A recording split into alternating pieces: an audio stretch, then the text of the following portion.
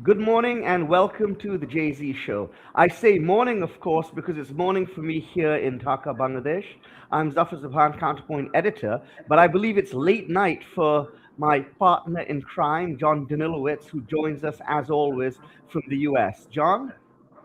Yeah, hi Zafar and hi Rubaiyat. Yes, it's evening here, Sunday evening, February 1st. I'm in Alexandria, Virginia, and it's great to connect.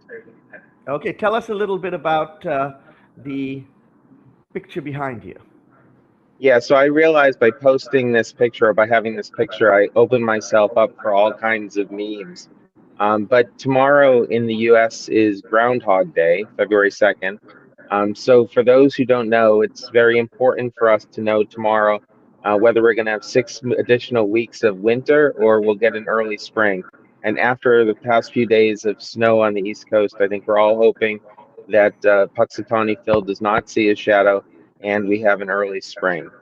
In the Bangladesh context, there's a famous movie, Groundhog Day, in which Bill Murray keeps having Yep. to repeat the day over and over until he learns a valuable lesson.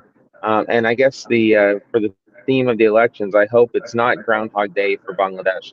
I hope Bangladesh is going to be able to break out of the cycle that has characterized past attempts to, restart the political process after elections. So that was Well, my we'll have to message. see. Thank you. We'll have to see. I don't know who the Punxsutawney Phil for Bangladesh should be, but if it would be Professor Yunus, and then if you would see his shadow or not see his shadow, and then we get 6 months more of the interim government, I'm not sure what that would say for Bangladesh. But on that point, let me bring in on and welcome our guest, Md Rubaiyath Sarwar.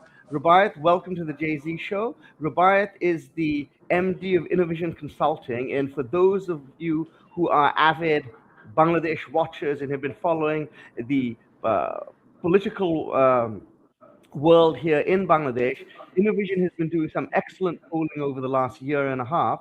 Rubaiyat, why don't you tell us, our viewers, a little bit about um, the polling Innovision has done in the latest poll, which just came out a few days ago? Hi, Zafar. Hi, John. It's a pleasure to be here today with you guys. Thank you for the invite. So, Innovation has been doing this polling since September 2024, right after the July revolution and after the ousting of the then regime on August 5. And the principle or the vision that we had was basically to provide very solid, robust data from the field on what's going on in the head of the voters. And we felt it would be very important because it was a pivotal time. A rupture has happened, a fracture has happened, and that would show longitudinally what's going on. So that longitudinal issue is important because in September 2024, when we first did the survey, we saw that there were three trends, I would say. One was that there was a heavy discontent not only on Awami League but also probably on BNP. There was a heavy expectation that there would probably be a student-led party and the people would probably vote for them. And then also we saw a trend that if we sample our respondents from online, they're more likely to tilt towards Jamaat. And if we're sampling on the ground, they're more likely to tilt towards BNP. So these three trends then allowed us to think about a future opinion poll on the ground that could really get into the nuances of the voters. So that's when we designed the People's Election Pulse Survey and we launched it in February 2025. And the first round made a real wave because we brought to attention the division between the Gen Zs, the millennials, Gen X, and the boomers. We brought to attention the division between the farmers, laborers, the working class population, and also the urban elites, the professionals. We brought to light the defection that women are having. A lot of them are not revealing what their true preferences are. We brought to light that a big percentage of the voters were still undecided. But then we also tried to look at, okay, what would be the distribution of potential vote between BNP and Jamaat if you're looking at the revealed voters, and we got 41% for BNP and 31% for Jamaat at that point. So park that, because there is an important implication for that, for what I would be saying in a few minutes. That's So right, in because that September, was the revealed vote. I think yeah, so that you're gonna expand on that. Yeah. exactly, that was the revealed percentage. So I'm going to expand on that. So in September, we did another round, and we were deliberately plotting a few questions, thinking of the future. One of the questions were that we were putting Army League in our options as a voting option. The reason was that in a future scenario, if Army League was not present, what would happen? Who the voters will vote for? We wanted to really map that out. That's one point. We also plugged in several other questions like who do the voters think about winning in their constituency? Who think will form the future government? Who they think will be future prime minister? What is the potential rating and ranking of the different leaders? And then, of course, who the voters will vote for. The reason why we plotted all of these different types of questions, because they all have very different meanings. But who people will vote for, if you just think of it in isolation, that would give you a wrong indication of what the voters are really thinking about. But if you collate all the different questions from the different perspective, then you get a better picture of what exactly the voters are thinking about. And that's where we need to really understand one point. That is, Innovation's People's Election Pulse Survey was not just about calling precisely, okay, who's going to get how much vote. That was not the intention. The intention was to provide the contenders, the competing parties, enough insights so that they can think, okay, what should be their competitive game? Where they should focus on? So that was the objective. We are Yeah. not here to just precisely call that BNP is going to get this percentage, Jamaat is going to get this percentage. And in fact, just take note of a few points. So when we first raised that Jamaat is surging, people were in disbelief. They were like, it's almost impossible what you're saying. Jamaat can never get 30%. That's what the popular notion in round one and round two. In round two, too, we got the same distribution, Jamaat 30%, BNP 41.3%. So people were in total shock and disbelief that the point was that Jamaat cannot reach there. And then when we said students are voting more for Jamaat, then too people were in disbelief. No, it's not going to happen.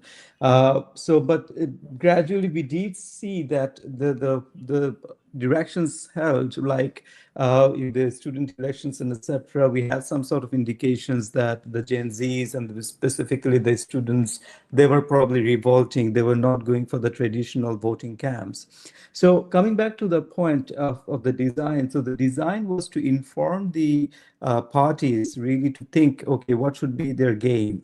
And that's where you would see that I would take some credit, because later on, when in December and January, when BNP and Jamaat started to build their campaign strategy, you would have seen a focus on the Gen Zs. You would have seen the focus on inflation, focus on employment generation, focus on, let's say, safety, security. So all of these came up from our survey, and we were feeding those information to the parties that you need to think of this to win the voters' hearts and mind. So finally came this round, and we decided to do a panel survey, and it was different from the first two rounds, which were cross-sectional, face-to-face field survey on randomized sample across Bangladesh from 64 districts and also around 535 PSUs, or primary sampling units. So this time too, we have data from 64 districts, around 500 PSUs, and we cover all the different types of strata proportionately. But the difference is that we did a phone survey. We called back a randomized sample of the previous two rounds to understand how they have changed their preferences. Now, this is where the third round is so important, because if we did another cross-sectional, we would probably know that, okay, so this time BNP is here, Jamaat is here, and this is again what the voters are thinking. We thought that would not really show much difference or provide more utility than what we already had through our previous round. So we did not want to do that. We wanted to, by doing a panel survey, we could literally figure out, okay, so if voter A was saying this before, what is he or she saying now? So that's Yeah. exactly what we tried to or intended to do now. So I would come back to the results, but over to you, Zafar. Okay, no, I mean, it is very interesting because I think if I remember from the early surveys, one of the things we had seen, and you had mentioned this, is the generational breakdown. If I'm not wrong, I feel that the 60 and above actually still were very moderately heavily Awami League, or at least I think that was the number one party then. Then all other demographics were pro BNP until you got to 18 to 24. And interestingly enough, 18 to 24 broke Jamaat. And we had always anticipated that, if they would be looking for maybe voting for the NCP or for a new student party. And the fact that they weren't showed that Jamaat was really picking up this change vote, this young vote. And then, of course, there's a thought, well, this was before the party had been formed. Once the party's been formed, maybe they'll see a bump there. But I think that finding has remained fairly consistent, fairly robust. So these are very interesting. And of course, because you have this, I don't know if the term, I'm not a pollster like you, especially it's a longitudinal survey, perhaps, you're asking the same people this time as you were before. You really get very rich information. And I think especially important was trying to figure out where the people who were saying, well, I'm undecided or didn't want to answer, which way are they breaking? Specifically, which way are people who would otherwise have voted for Awami League breaking? Because one would imagine again that there's a fair amount of overlap between those two categories. John, if you want to come in for a second here, and then we'll send it back to Rubaiyat. No, sure. And again, thanks, Rubaiyath, for being here and for that explanation. You know, I'm reminded of the saying that the only poll that ultimately counts is that on election day, which is obviously the case. The voters get the final say. But that said, these surveys and this information is useful. Again, in my experience, Bangladeshi political parties like polls when they tell them what they want to hear. They commission polls that show how wonderful they're doing. But I think the real value of research and polling is to do what Rubaiyat suggested, which is the parties can use this information to plot their campaigns, to develop their policies and strategies. So I think overall, for the health of Bangladesh's democracy, I think the use of polls, surveys, other tools for research is critically important. And I think, again, the value of this with the Innovision poll or survey is that having 3 rounds of this, there's something to compare. You can compare apples to apples. Whereas, some of the other surveys or polls that have come forward, kind of one-offs, it's hard to figure out, where they're really coming from. So again, I want to salute Rubaiyat and Brain and Voice for Reform, the 3, organizations that work together on this. And I'm fascinated to hear some more insights from Rubaiyat, who knows, the data and the survey, inside and out better than anyone else. Yeah. Rubaiyat, over to you. Right. So coming to the third round, it really does tell us a few very important nuances. So we are now able to see the shift between decided, undecided, and previously unrevealed voters. So what we see that some of them who previously said decided, they have now become undecided, but a lot of them who previously said they were undecided have become decided. And then also we can see now how the Awami League voters are thinking about. We also see a shift from Jamaat's vote to BNP's vote, like people who said they will be voting for Jamaat are now saying they will be voting for BNP, and vice versa. People who said they will be voting for That's BNP now interesting. saying they'll be voting for Jamaat. So now, if I precisely cite the data, so among the decided voters, So we get around this time 52% who said they will be voting, or they would prefer to vote for BNP, and then another 31% saying they would prefer to vote for Jamaat. Now, we were very interested on this data. So we wanted to look into, okay, where are these votes for BNP and Jamaat coming from? So what we saw is that BNP was getting a lot of the votes from the previously undecided and unrevealed voting class. Around 26.6% of the 52.8 came from that, which is almost like half. So, but for Jamaat, it was around half of what BNP was getting from the previously undecided and revealed. Now, that's very telling to us. I don't know in the grand scheme, in the national scheme, how that will sustain. But for now, it's a very important thing to think about, that those who previously said they would not vote, they are saying this. Now, we then tried to also understand, okay, so what about the Awam League votes? So now those who previously said they will be voting for Awam League, and among them around, I guess I have to look at the data, but around half of them said they would not go for, they're not decided, or probably they would not vote. They're saying they're not decided. But around 39% have said BNP, and then around 14% have said Jamaat. So it appears to be that BNP for now was getting a lot of the league vote shares. So that's also important. So clearly those two were making a big change. And then comes the NCP vote share. So this is something that we even saw before. And Jyoti Rahman and we did a show right after Jamaat and NCP declared their coalition. And our hypothesis was that if they have thought that Jamaat and NCP votes will add up to create a coalition vote, we don't think that's right. And the reason we said that's not right is because I may have decided to vote for NCP because of certain ideological reasons, and the same for Jamaat. Now, if in my seat Jamaat is not present, that does not mean I'm probably going to vote for NCP, and vice versa.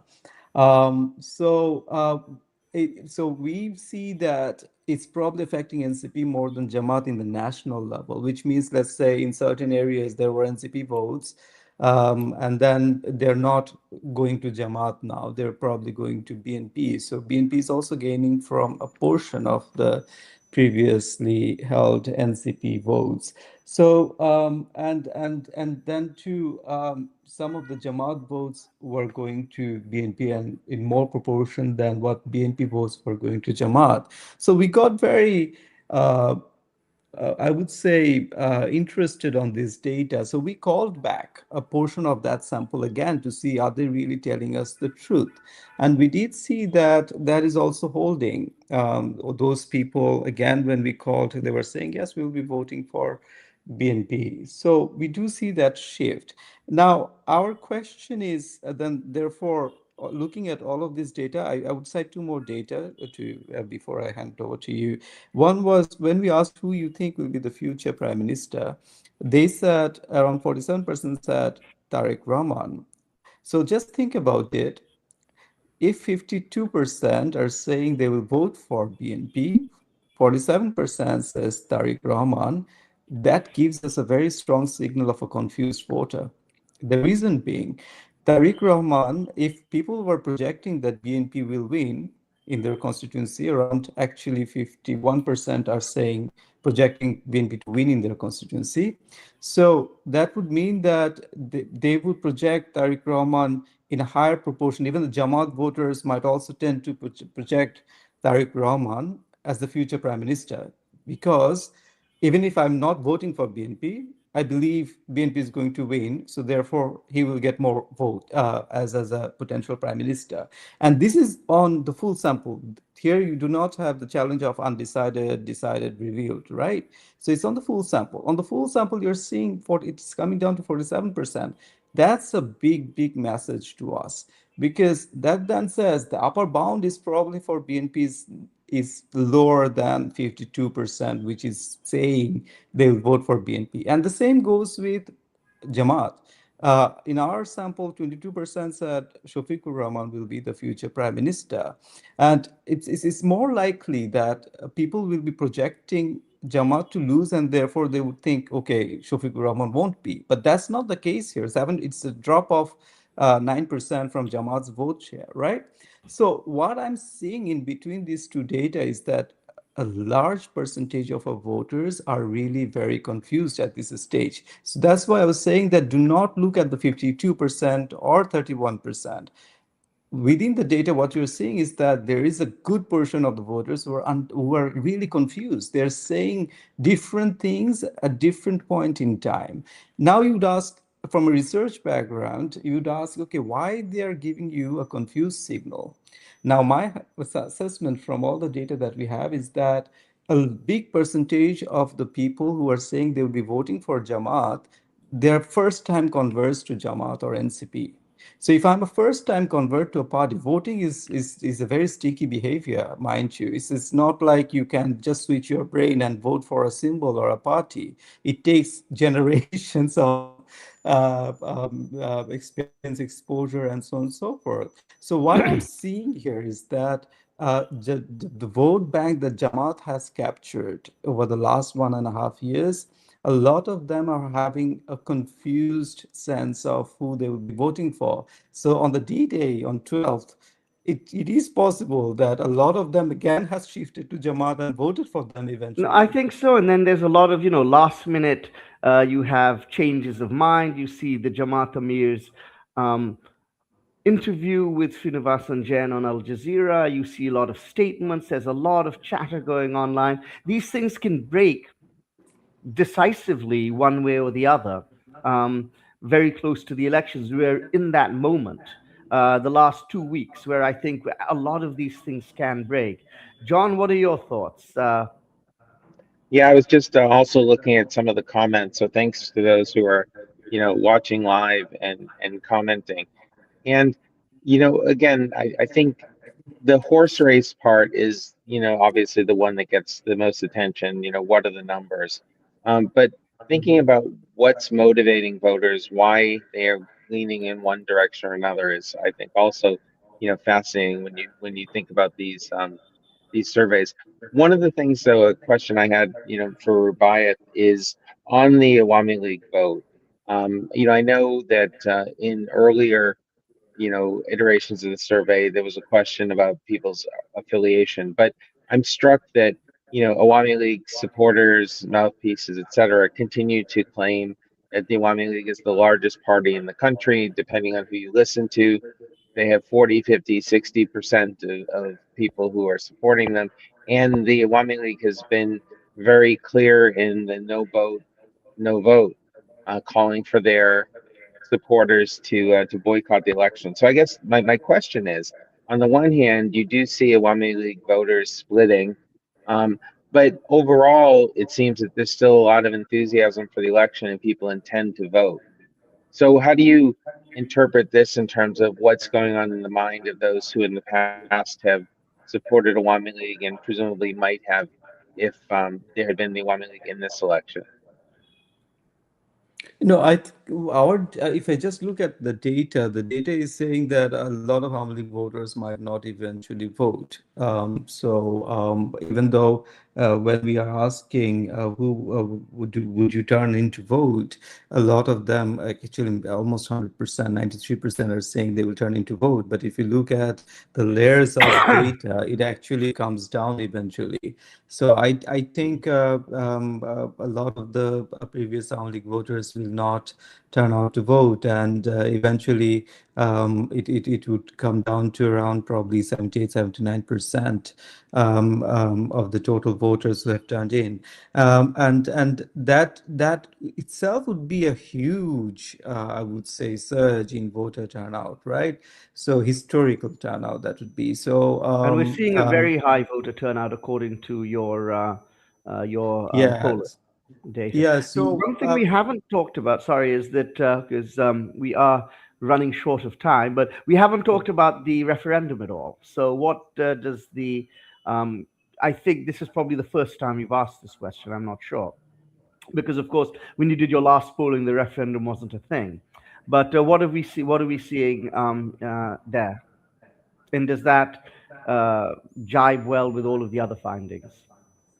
So I was actually going to say that. In the referendum, so 59% are saying they will vote yes. Around 23% said they have not decided, and then a big share says they don't know enough about it, and then only 7% probably said they will vote no.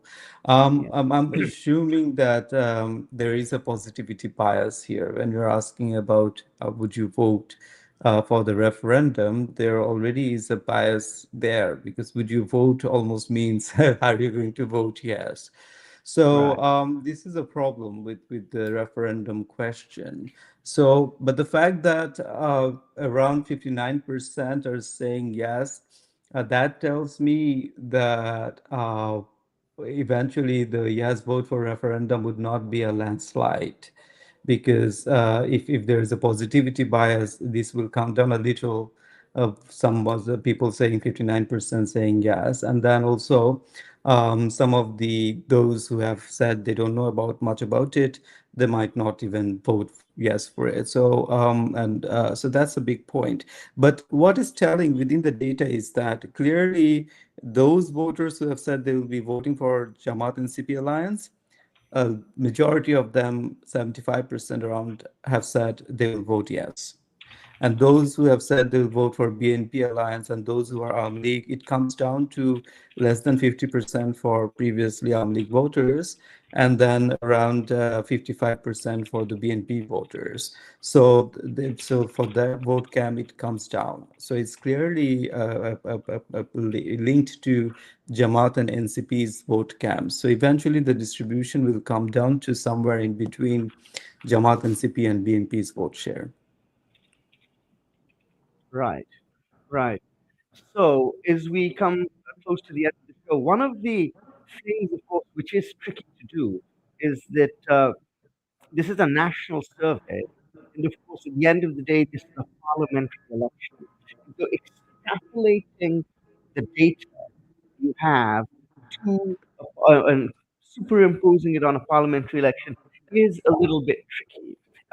There's a lot of information you have because you've done your best, I think, to make it a geographically representative sample, but I think the sample sizes per constituency aren't large enough that you can make a statistically sound estimate as to how many seats, as to how that seat necessarily go. And so there's a lot of extrapolation there. But based on what we've seen, and what our understanding is of how votes break in past elections, where do you think this leaves us in terms of seats in the upcoming election, or what's your best guess as far as that goes? And I'm going to finish this by asking all three of us to make predictions. You know, so that's where we're going to end it up with the readers. But tell us in, first, in Wyatt. in public space, I've been avoiding my prediction because Okay, I all have a right. lot of data. So Okay, fair. I'm being aware of my influence. But let's say I do have a prediction. I don't. I can say for sure that eventually I don't think the margin that we're seeing between BNP and Jamaat will hold. I don't think Okay, so, because interesting. my data says it will definitely come down from that. So I have a speculation, and even without revealing specifically what my numbers are, I would say that the election would be competitive, even with a good distribution between Jamaat and BNP margin. So hypothetically, even if there is a 10% margin, or let's say 12% margin, then we are going to see around close to 100 seats for Jamaat and 180 seats close for BNP. That's hypothetically.